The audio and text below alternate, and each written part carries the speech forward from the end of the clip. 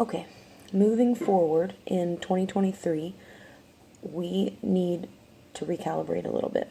We still need poll watchers on the ground. There's a lot of data poll watchers can collect, and I'll get to that in a minute.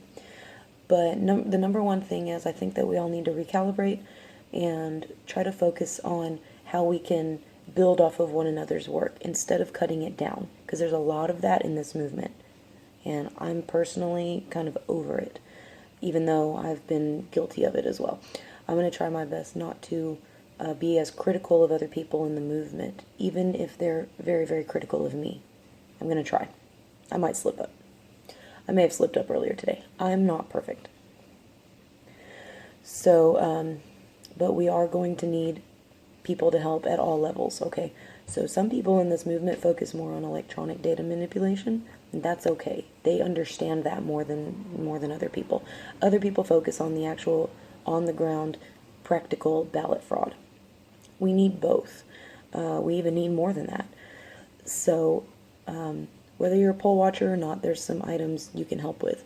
If you can't poll watch because you're working the elections, you can still help by recording all of the same data that the poll watchers would record onto the sheets. You can help us that way, and help your party that way. Make sure that your party can explain more thoroughly to your executive committee how these elections are actually running, because that's a big issue, because a lot of people just don't understand, right?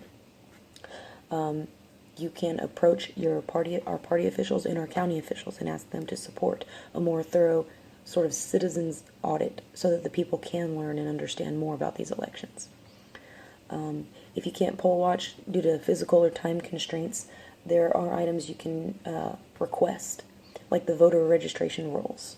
You can help clean those up, looking for duplicate voter ID numbers, looking for unlawful addresses, looking for, more than 5 people, or just as an example, registered at the same address.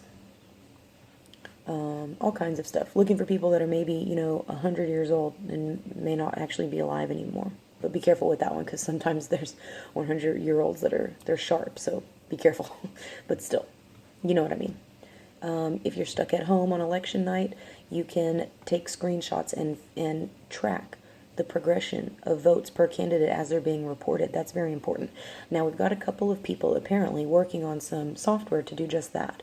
I know somebody who's working on something that may be similar to the thing that's going around that's called fractal something. Anywho, the fractal thing seems pretty similar to what my friend is working on, but it's okay to sometimes duplicate work. It's okay to do that, because then you have 2 independent sources confirming the same data. That's fine to do. That's a good thing, actually. As far as actual poll watchers, we very, very much need them on the ground. On top of recording very important data like the machine model and serial numbers, and learning everything about the machines that they possibly can, showing up at central count, asking the questions that nobody else is asking, learning everything they can about these voting machine systems. Very, very important.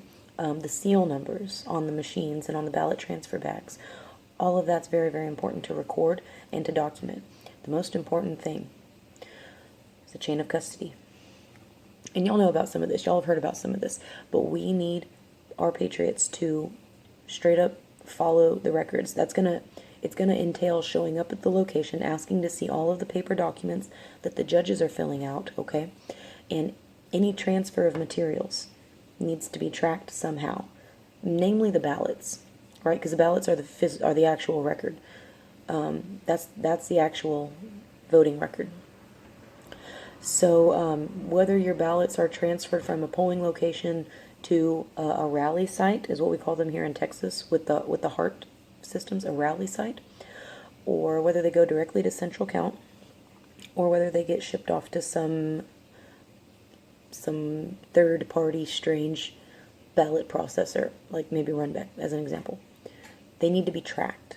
So the poll watchers need to follow those records and ask to see the chain of custody at each location, okay? And anytime those records are handled, that's the number one thing that a poll watcher needs to ask for. Can I see the chain of custody? Because that needs to be not only intact, okay, but accurate, and it definitely needs to exist, but it needs to be intact and accurate, okay?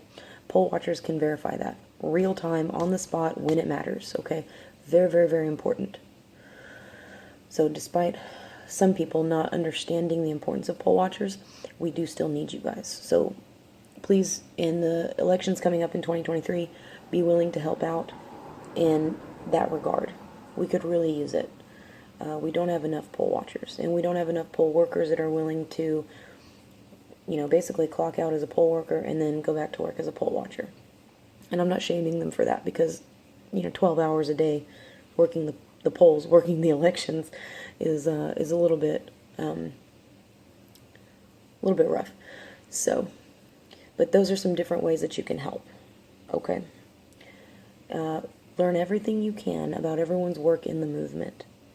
Okay, because I know that there's somebody out there that's going to find the link between my work, between some other people's work, and make the connection. Somebody out there will find that connection and will put the whole picture together for us, okay? They're out there somewhere. One of you may be them. So please just learn as much as you can about everybody's work, and look for the place for you to jump in and help, because we need you. We also need to work together. That's the one benefit. That's the one quality that is a virtue that the left has that we lack. Okay, and it's working together. I want to stop short at becoming a hive mind, but we need a little bit of debate. We need a little bit of disagreement, because that actually strengthens our argument. That strengthens our position. But we also need to, when we can, build on what we do agree on. Okay? So for that reason, I'm going to try to be the change that I want to see in the world, you know what I'm saying? I'm going to try to be that change. I don't mean that in a sarcastic way. It just sounds cliche, but it's actually what we need to do. All right. Thank you. Cheers. I will see y'all later.